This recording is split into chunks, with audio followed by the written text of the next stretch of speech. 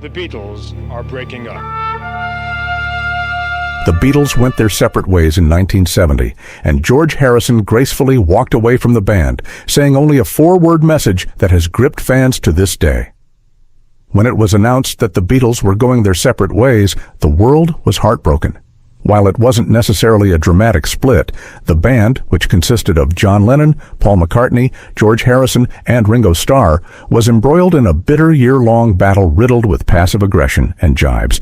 It was fought in sly remarks, pointed lyrics, petty walkouts, and then the occasional bigger moment, like when Harrison, known as the Quiet Beatle, walked out on January 10th, 1969.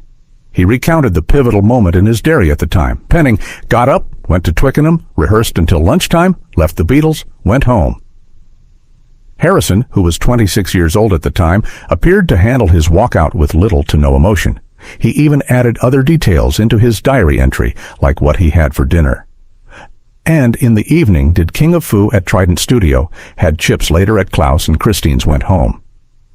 But even in the moment when Harrison delivered the news to the rest of the band, he was calm and seemingly unaffected. During the Get Back sessions, when the band was trying to write an album quickly to perform it, planning to make a movie of the process, director Michael Lindsay Hogg had essentially bugged the whole studio. He did this with the hope of capturing something juicy and dramatic, and efforts somewhat paid off. I think I'll be leaving the band now. At one point, Harrison was heard calmly telling John Lennon, "I'm leaving the band now," to which Lennon replied, "When?" "Now," Harrison answered.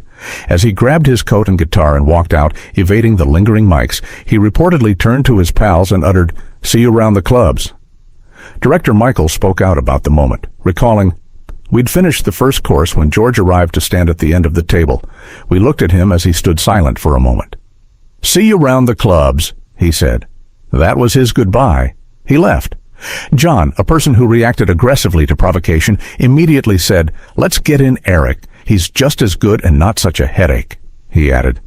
Michael continued, "Paul and Ringo would not be drawn in, and after lunch we went back to the studio where Paul, John, and Ringo improvised a ferocious riff.